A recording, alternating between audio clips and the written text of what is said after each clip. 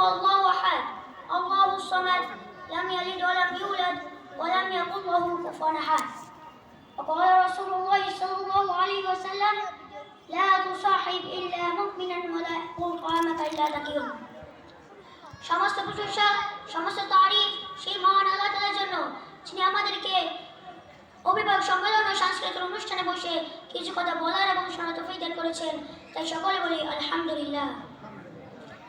দুরূদ সালাম সালাত শান্তি দ্বারা বর্ষিত মানবতার মুক্তির দিশারি সাইয়্যিদুল মুরসালিন খাতামুন নবিয়্যিন হযরত মুহাম্মদ সাল্লাল্লাহু আলাইহি ওয়াসাল্লামের প্রতি তাই সকলে বলি আল্লাহুম্মা সাল্লি আলাইহি আল্লাহুম্মা বারিক আলাইহি।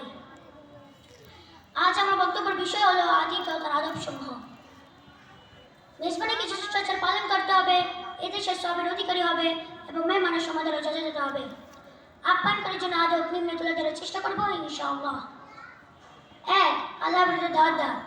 দাওয়াত দেওয়ার ক্ষেত্রে মুমিন মুত্তাকি পরেশগার ব্যক্তিদের মনোনীত করার জন্য নবী করিম সাল্লাল্লাহু আলাইহি ওয়াসাল্লাম নির্দেশ দিয়েছেন, লা তুসাহিব ইল্লা মুমিনান ওয়া লা তুআমাকা ইল্লা যাকিন। তোমরা মুমিন ব্যতীত কাউকে বন্ধু বানিও না এবং আল্লাহর বিরুদ্ধে ছাড়া কেউ যেন তোমার খাদ্য না খায়। দুই, শুধু ধনীদের পেছনে দাওয়াত না দেওয়া।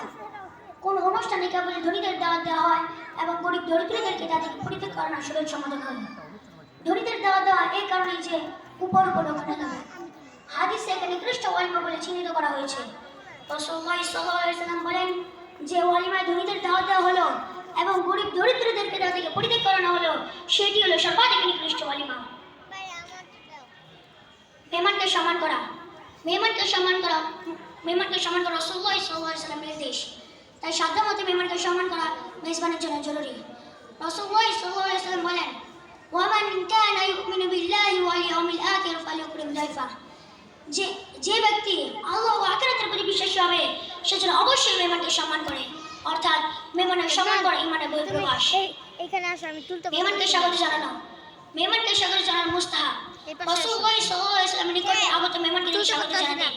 ইবনে আব্বাস রাদিয়াল্লাহু আনহু বলেন, একদিন আব্দুল কায়েস গোত্রের প্রতিনিধি দল নবী করিম সাল্লাল্লাহু আলাইহি ওয়াসাল্লামের নিকটে আসলে তিনি বলেন, মারহাবান বিল ওয়াক্তি ওয়াল কওমি গায়রা কাসায়া ওয়ালা নাদামা। এই প্রতিনিধি দলের প্রতি মারহাবা, লাঞ্ছনা ও লজ্জাবিহীন। সেবার মাধ্যমে অতিথিকে কষ্ট না দেওয়া।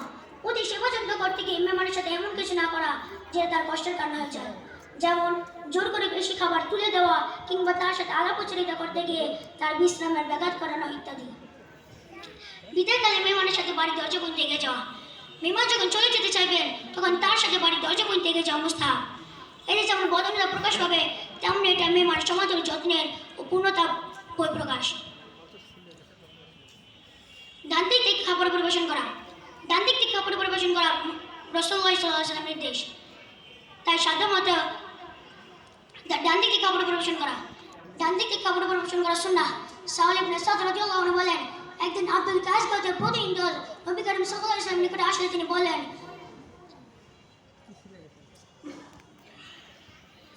ডান দিক থেকে খাবার পরিবেশন করা।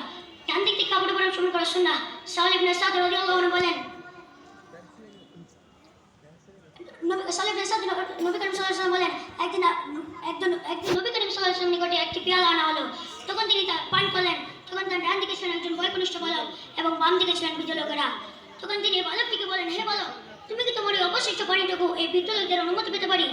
তখন সে বালকটিকে বলেন, হে আল্লাহ রাসূল, আপনার নিকট ফজিলত না পাওয়ার আমি আমার জন্য কাউকে প্রাধান্য দিব না। অতঃপর তিনি তা প্রদান করলেন। নিজের ও পরিবারের উপর প্রাধান্য দেওয়া। নিজের ও পরিবারের উপর প্রাধান্য দেওয়া জরুরি। এতে আল্লাহর সন্তোষ লাভ করা যায়। আবু তালহা রাদিয়াল্লাহু আনহু ও তার স্ত্রী কর্তৃক মেহমান আপ্যায়ন করানোর সমস্তব্য। আবু হুরায়রা রাদিয়াল্লাহু আনহু থেকে বর্ণিত, তিনি বলেন, একদিন নবী করিম সাল্লাল্লাহু আলাইহি ওয়াসাল্লামের নিকট একজন ব্যক্তি আসলেন। তখন তার স্ত্রীর নিকট লোক পাঠালেন। তখন তারা জানালেন, আমাদের ঘরে তো পানি ছাড়া কিছুই নেই। তখন তিনি বলেন, কি আছো, এই যে ব্যক্তিকে নিজের বাড়িতে নিয়ে যে কিছু খাওয়াতে পারো? তখন এক আনসার ব্যক্তি অর্থাৎ আবু তালহা রাদিয়াল্লাহু আনহু বলেন, আমি। এ বলে তিনি বাড়িতে নিয়ে গেলেন এবং তার স্ত্রীকে বললেন, এটা নবী করিম সাল্লাল্লাহু আলাইহি ওয়াসাল্লামের মেহমান, তুমি তাকে সম্মান করো। তখন তিনি বলেন, আমাদের ঘরে তো বাচ্চাদের কিছু খাবার ছাড়া কিছুই নেই। তখন তিনি বলেন, তুমি বাতি জ্বালাও, আহার প্রস্তুত করো এবং বাচ্চারা কিছু খেতে চাইলে তুমি তাদের ঘুম পাড়িয়ে দাও। তিনি বাতি জ্বালালেন, বাচ্চাদের ঘুম পাড়িয়ে দিলেন এবং যা প্রস্তুত ছিলেন তা পরিবেশন করলেন এবং বাতি ঠিক করার বাহানা ধরে তিনি বাতিটি নিভিয়ে দিলেন এবং সারাটা রাত আহার মতো শব্দ করতে লাগলেন যেন বুঝতে পারে তারাও সাথে খাচ্ছে। এভাবে সারাটা রাত ক্ষুধার্ত অবস্থায় কেটে গেলেন এবং সকালে যখন নবী করিম সাল্লাল্লাহু আলাইহি ওয়াসাল্লামের সাথে দেখা হলেন তখন তিনি জানালেন, কালকে তোমাদের এই ঘটনা দেখে নবী করিম আল্লাহ তাআলা এসে দিয়েছেন অথবা খুশি হয়েছে এবং এই একটি নাজিল করেছে। আর যারা নিজেদের উপর অগ্রাধিকার দেয় যদিও তাদেরই রয়েছে অভাব, বস্তুত যারা নিজের কার্পণ্যতে বাঁচাতে পেরেছে তারাই সফল কাম। খাদ্য গ্রহণের পর মেজবানের জন্য দোয়া করা।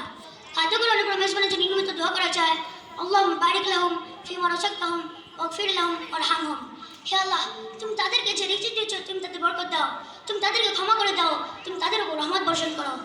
অন্য কারণে এসেছে আল্লাহ মাউতি মানে আওতামানি মাউসকি মানে সাবানি।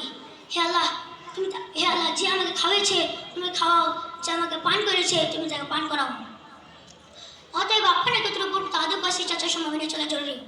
এতে যেমন বদানতা প্রকাশ পাবে তেমন অসুস্থ আবার ইসলামে। আল্লাহ তালা আমাকে উক্ত বক্তব্য থেকে বুঝিয়ে শুনে আমল করে তৌফিক দান করুক। তাই সকল আল্লাহুম্মা আমিন। আসসালামু আলাইকুম ওয়া রাহমাতুল্লাহি ওয়া বারাকাতুহু।